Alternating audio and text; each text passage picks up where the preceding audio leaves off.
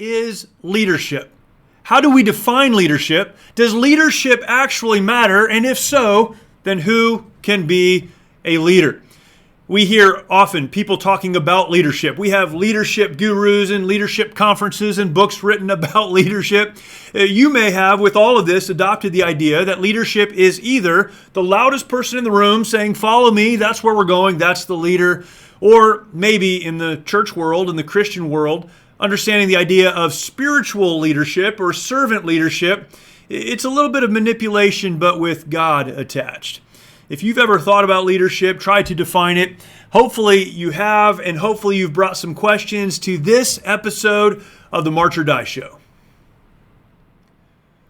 Hello, and thank you for joining us today on the March or Die Show. I don't know why I always say us. It's mostly just me, but the collective us. There's a lot of us watching and listening together. Thank you for doing it. Thank you for being here today. I am going to discuss one of my favorite topics. It's something that I have taught about and written about and done a lot of work on and studied, but I don't know that I've ever done a podcast on it. So we're going to do that today.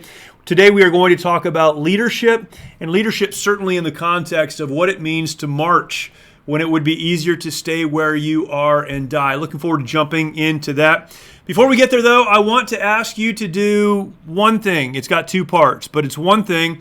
The first part is subscribe. If you are not yet subscribed to this podcast, please subscribe now wherever you are listening from. If you're listening on the Life Audio app, go down. There are links right below this episode to several podcast platforms where you can subscribe. That lets you know when this and other content comes out. Please take some time to do that. If you're watching the YouTube video of this, thank you for doing that. Go over to your favorite podcast platform, look for the March or Die Show, and subscribe. That would be fantastic. Once you've subscribed, that's the first thing. The second thing is very, very simple. Share this out with someone else. There are a lot of people in your life that may enjoy a show like this. You know them. You have a thought while you're listening, "Oh, I should share this with," and then you put in the name of someone that you care about. Share this content out. That would help them. That would help me. As more people get involved and listen and share this content, I'm able to produce more content and want to do that. So thank you for doing that. If you're not subscribed, do that now. Part 2, share this out with someone else that can also subscribe, and that would be fantastic. We're going to talk about leadership today, and when we come to a topic like this, particularly on this show, where we discuss moving forward when it would be easier to stay where you are and die. Answering the question, how do I move forward when it seems like my life or the life around me or the world around me is exploding? What do I do? How do I do it? We come back to a conversation like leadership, and it's easy to dismiss it. Well, that doesn't fit. I believe that leadership, properly understood, is something that applies to every single person on the planet. If you are able to listen to this podcast doing whatever it is you're doing, you're mowing the lawn, you're exercising, you're driving your car, maybe you're listening to this as you get ready in the morning, whatever the case, if you have the ability physically to listen to this episode of the March or Die Show, then you are a leader. Now, you may not know it, maybe because you have defined leadership wrong, or defined it different than I'm going to define it today. I don't want to say you're wrong, because in this world, everyone's right. Everything's okay. You may be wrong, but everyone's okay. It's good. There are a lot of ways to define leadership. I'm going to give you a definition that I believe helps us to understand that all of us were created to be leaders. Several years ago, I wrote a book entitled Leadership by Design. Leadership by Design. That's the title of the book. It's a leadership book. And Leadership by Design was very intentional because I believe that we were created by God, designed by Him to lead when we understand leadership appropriately.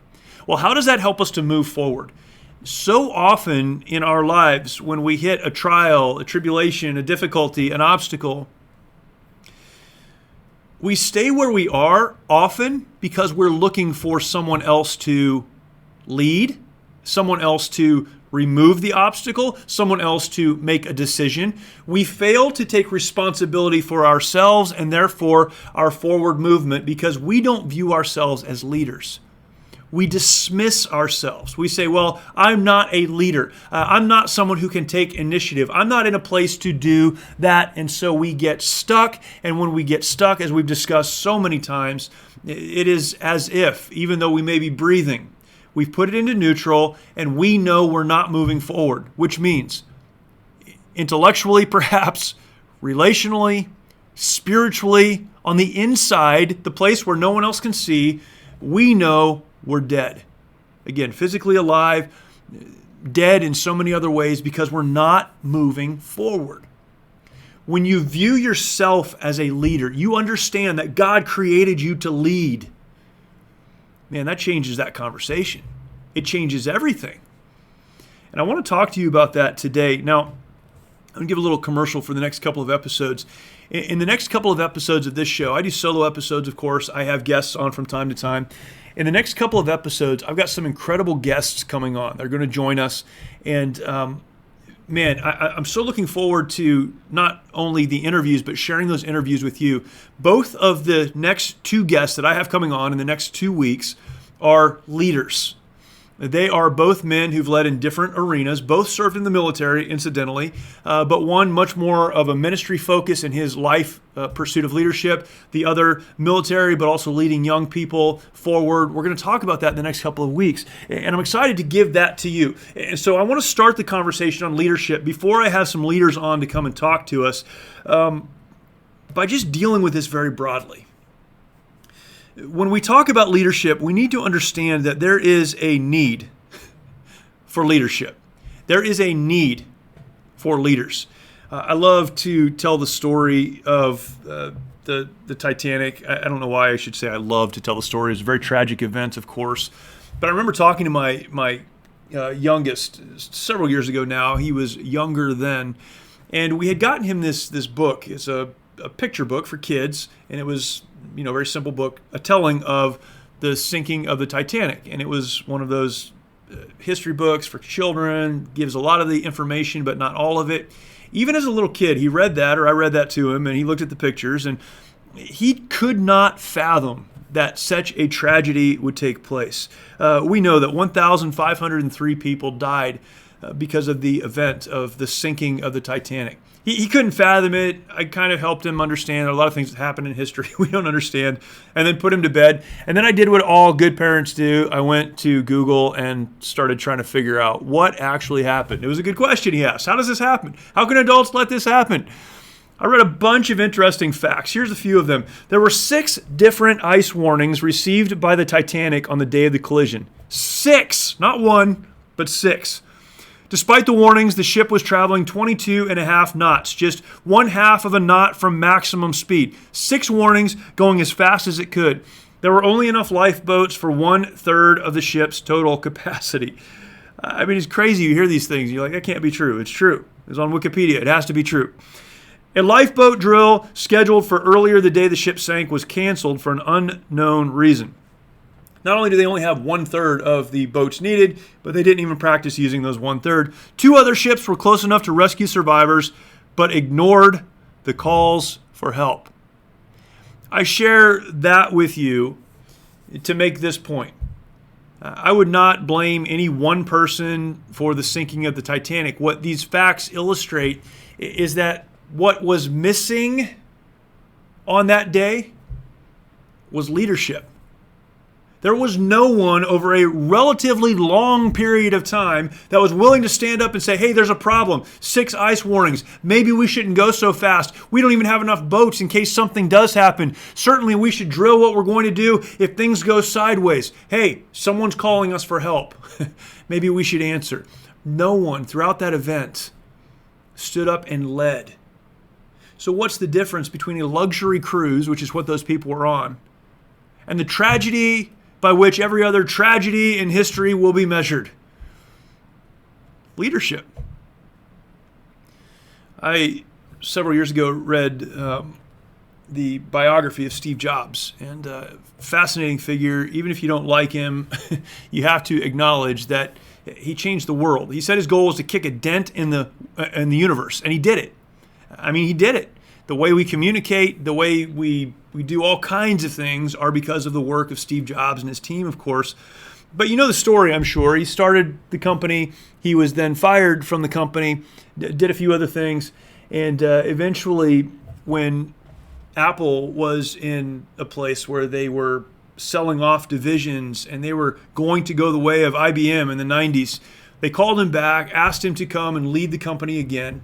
There's a great story behind all that, but he came back. And in 1997, Steve Jobs was speaking at a shareholders meeting. He made this statement, and I'll say it twice because it's so powerful. He said this: "The cure for Apple is not cost cutting. The cure for Apple is to innovate its way out of its current predicament." Things were really, really bad. They were selling off parts of the company. They were hoping to survive. And what Steve Jobs says was, look, we need to stop cost cutting. We need to stop trying to survive. What we need, he says, is for Apple to innovate its way out of its current predicament. What he was saying is, what's missing is leadership. We need to lead forward, and certainly that's exactly what happened. Leadership is so necessary. We look at broken homes and broken churches and broken communities and in so many ways a broken culture and a broken nation. We ask the question, why is there so much brokenness? Because we're missing leaders.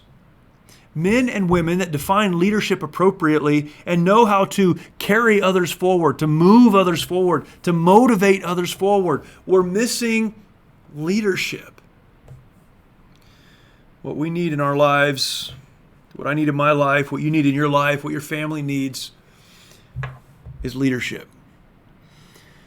But it gets very confusing. It gets really difficult to understand what a leader is. I was raised in a great home. My dad and mom, both incredible leaders. So I had that as a framework, but then I went into the military, I went into the Marine Corps, took classes on leadership and learned different aspects of leadership and went through all of that and came to the conclusion on the other side of all of that training that really the most aggressive person, the person who jumps up on the table and says, let's go over there, the loudest person, that's the leader. There are other attributes we could give to leadership, but in a secular sense, that's what it means to lead. I went from the Marine Corps into working in church ministry and started to read books on servant leadership, or what some call spiritual leadership, and started to observe church leadership and listen to those in the context of the church teach leadership. And I started to see that there was a contrast between what I had learned in the Marine Corps and what they were saying, but the goal was the same. You see, the loudest person in the room, the person with the most force of personality, is the one who gets people to do what they want them to do. In the church world, the person who is the best at communicating that God wants you to do this can get others to do what they want them to do. It's a little bit of spiritual manipulation sometimes. It's, hey, you need to do this, but don't do it for me. Do it for God. But at the end of the day, the goal was the same. It was to get others to do what they, that is the leader, wanted those others to do. So with that in mind, I sat down and tried to figure out what I believed about leadership. I didn't fully like what I saw on either side, and so I started to work through this, and that was the genesis for the book that I mentioned a little while ago, Leadership by Design.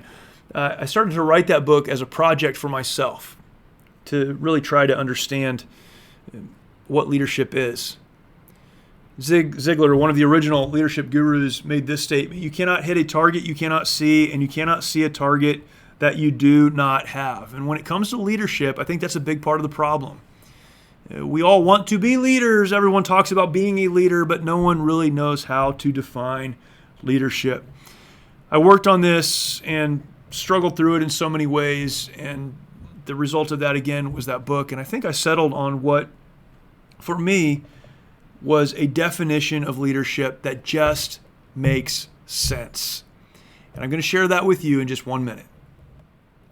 All right, so I worked through the process of trying to understand leadership, and I came to the place where I needed to settle on a definition for myself so that I could begin to move forward and understand what I was even trying to do, what I was trying to accomplish. I'll give you an example of leadership here in just a minute. And you probably won't be surprised to know that the leadership example that I'll give will be the example of Jesus. We're going to get there in just a minute, but let me give you this definition and then I'll work from there. Here's the definition that I settled on, that I hold as my definition of leadership. I'm sure it's not unique to me, but this is what I settled on. Leadership, simply put, leadership is taking people from where they are to where they need to be. Now, if you're listening and you don't have the ability to write this down, let me say it again. Hopefully it'll stick. You can come back and listen to this again. I know you're going to share it out with other people, so that'll be exciting. But here it is. What is leadership? Simply defined, leadership is taking people from where they are right now, from where they are to where they actually need to be. I'm going to expound on that here in just a second, but when we take that as our definition, our working definition of leadership, what we have to extrapolate then is that leadership applies to everyone. You don't have to be the loudest person in the room or the smartest person in the room or the best at manipulating others to get them to do what you want them to do to be a leader. What do you need to be? You need to be someone who values using the resources, the abilities, the talents, the skills, the opportunities that you have been given for the benefit of others. Leadership in that sense is stewardship. It's stewardship of what you've been handed so that you can help the people in your life. Maybe the people in your life are your children. Maybe they are employees. Maybe it's an employer you can lead up. Perhaps it is a class that you teach. It's something else that you do. In some arena of your life, there are people that need you to take what you are, who you are, your unique gifts, abilities, talents, opportunities, and leverage those for their benefit. Helping them to go from where they are to where they need to be.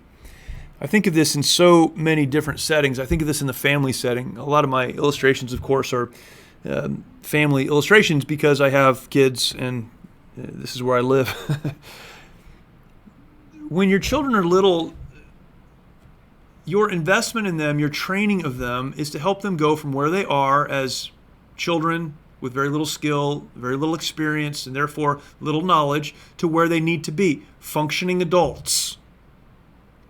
Why do you teach your kids discipline? Why do you use discipline sometimes to help your kids get control of themselves and learn that there are appropriate places to do things and other places that are not appropriate? Why is it that you invest the time, the energy, the effort in helping your kids learn to take care of themselves physically, to clean themselves, to brush their teeth, to go out in public in a presentable way? Why is it that you make your kids, even when they don't want to, go to school and learn the things that they do? Why do you do all of that? There can be a couple of different answers. For some people, it's so that the children don't embarrass them. That's bad parenting. For some, there's a sense of duty. This is my job at this point. Hopefully they'll get out of the house someday. Then it won't be my job anymore. But right now, my responsibility is to take care of them. Maybe that's how you feel. That's better than just so they won't embarrass me, but it's not much better. But then there are parents that understand my job as a mom or a dad, my job as a parent is to equip my children using what I have to equip them so that they can go out and live meaningful lives. There are people that say this all the time. I won't spend a lot of time here, but they'll say something like, I love my kids too much to discipline them. I love my kids too much to restrict them. I want to give them everything, and they should never want for anything. They should never feel pain. They should never feel sorrow or loss. I need to protect them from everything. Look, I don't want my kids to feel pain or sorrow or loss or hurt. I know that's a big part of life, though, and if they can experience those things in the context of my home, maybe it's through sports, maybe it's through educational pursuits, maybe it's in the context of relationships, whatever it is, they experience these things. I'm there to help them, to guide them, to direct them, to teach them, and to train them, not so that they won't embarrass me. That's a side benefit, by the way, but that's not the goal. Not because it's my job to take care of them and someday they'll be out of here and I won't have to take care of them anymore. That's not it at all. It's because I am a leader. And as a leader, it's my job as a leader to take what I have and help those in my life go from where they are to where they need to be. Think of this in the context of an employer. I often get asked the question when I'm teaching on this, what about management and leadership, and how do you view those? I think management is great. We need managers. I do not think management is bad. And some people do. It's weird. We need managers. But managers, they manage. They help people get to where they need to be. They help goods and other things get to where they need to be. They move stuff around. They make sure things are in order. They manage. If they do it well, things can run well. They manage. It's looking at everything, though, as a resource or an asset. That's what a manager does. A leader, on the other hand, views their employees as people that they can use what they have to help them go from where they are to where they need to be. Can you imagine the environment that would change in a workplace if a boss or a middle-level manager would view themselves as a leader, and they'd view the people that work around them as those they can invest in to help them grow, to help them develop, to help them get to the next level in the company or the next level in whatever it is they're doing. And so they're going to invest in them. They're going to give them time. They're going to mentor. They're going to give them the finances they need to get the classes they need. They're going to do whatever they can to help that person who works for them go from where they are to where they need to be. People will say, well, they won't get their work done. I would argue that if you really genuinely invest in people, helping them to accomplish their goals, to go from where they are to where they need to be, that they will become the best employees you've ever had. Now, there are some that don't respond to that. That goes back to management. Then we manage them. Because I get asked this question too. Well, what do you do if people don't respond to that? You manage them. They need to get their job done. They need to be there on time. They need to hit the goals. You can manage them into doing those things, or they can leave. But it's better if you can demonstrate actively to the people in your world, hey, I care about you as a person. I care about the company. I care about achieving our goals. We're going to do that together. But I care about you as a person, and I'm going to help you move from where you are right now to where you really need to be.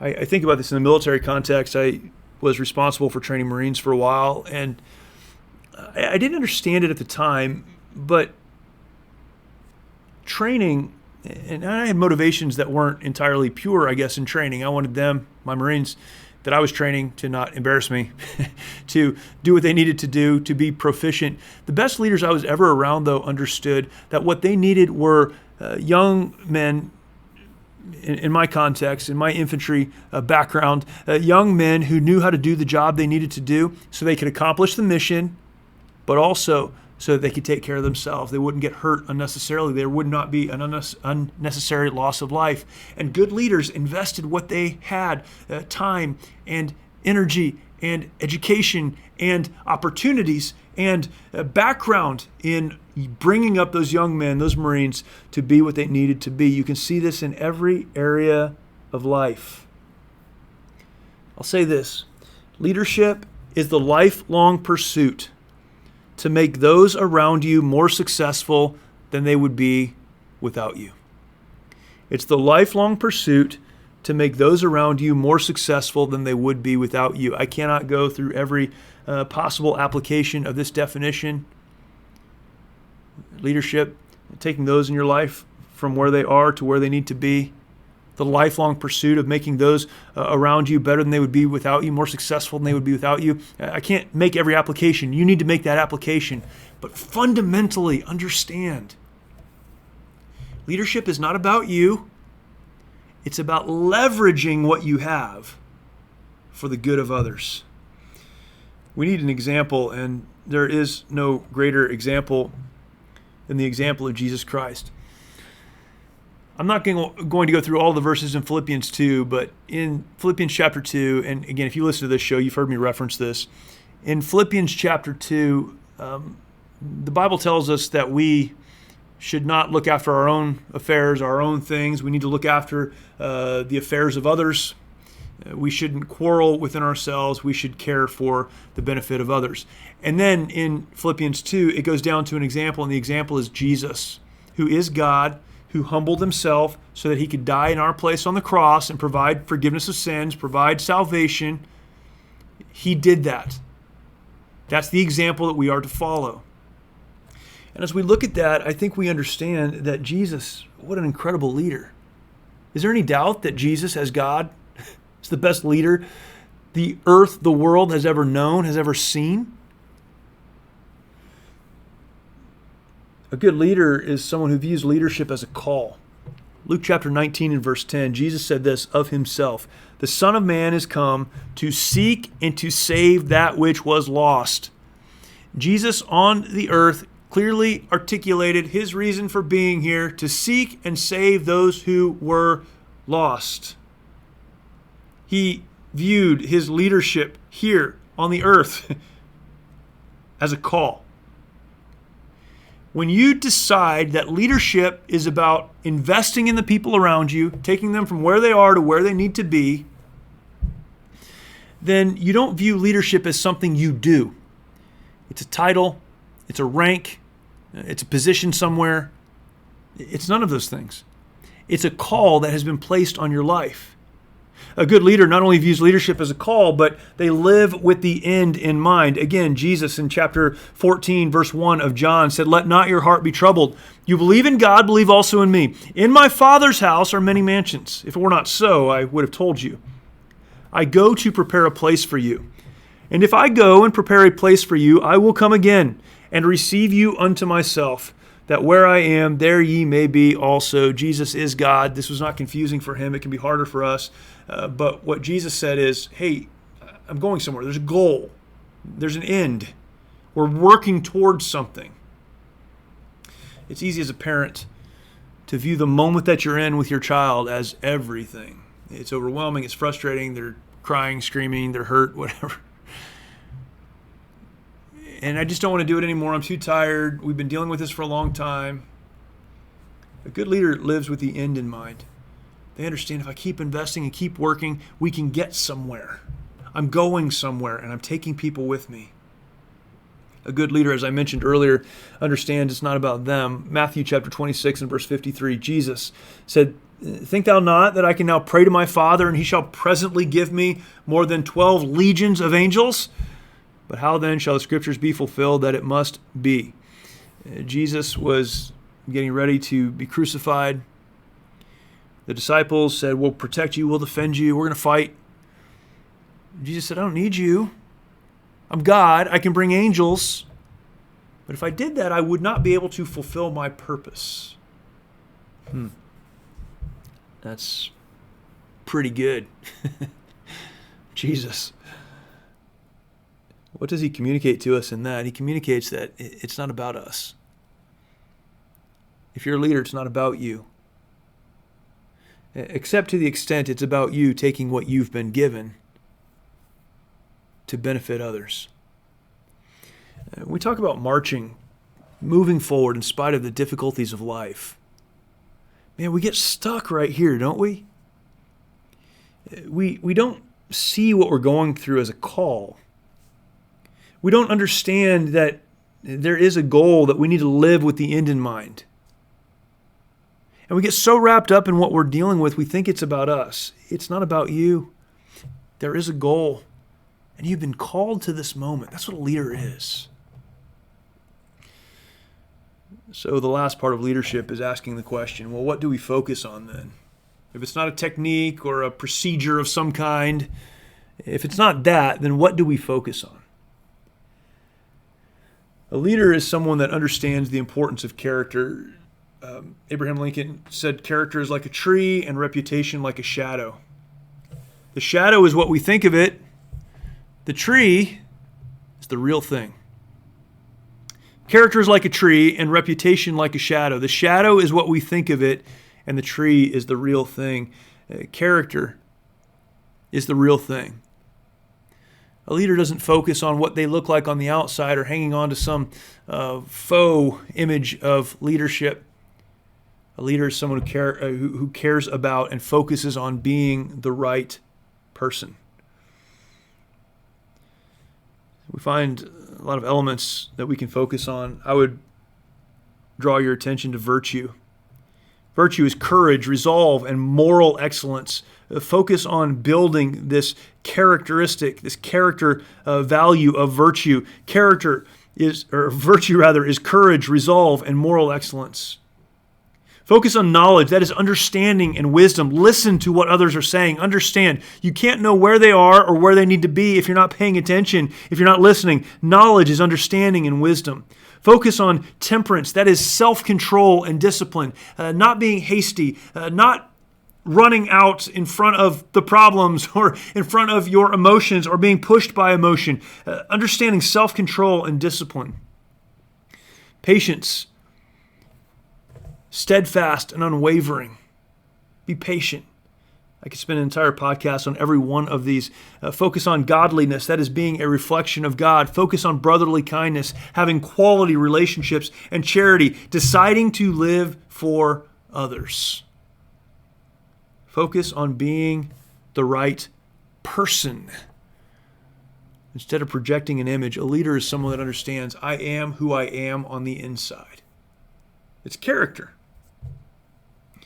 And when we understand all of that, we realize that anyone can lead. Leadership is a big topic. It's something that is dealt with in so many different places, so many leadership books written, thousands and thousands of books, again, seminars and podcasts like this one. Not as good as this one, of course, but like this one. But if we don't start with a good definition and understand it's not really about us, it's about the opportunity we have to serve others, then we're never going to hit the target because we can't even see what it is we're trying to hit. At the beginning of this episode, I asked the question, what is leadership? Leadership is moving people from where they are to where they need to be. Is leadership important? It is. Homes and communities and churches and countries without leaders are broken. We need good leaders. Who can lead? All of us have been called to leadership when we understand that this is something God put on us to use our abilities, our opportunities, our influence, and our resources for the good of others. And as we do that, we focus on leading and push through whatever obstacle or difficulty may be in our way. Leadership, such an important topic. Please take some time. I would encourage you to go back and listen to this again. Some good definitions there, some good, hopefully, perspectives that you can take and apply to your life. And then share this out with others. People need to understand this. You can be a mom, a dad, a teenager coming up trying to figure this thing out. You're an employer or an employee. This is for you. Please share this out with others and trust that it will be an encouragement to them. Please do jump over to lifeaudio.com. You can find other great podcasts dealing with a whole host of topics, and I'd encourage you to go check that out. And before we leave, I will remind you, as I do every single week, when the bullets are flying back your direction, you don't like that feeling. I don't like that feeling, but it happens. When the bombs around you are exploding, when it seems like life is absolutely out of control, you only have two options. You can stay where you are and die. You can decide to do that, or you can march. So the question is, what are you going to do?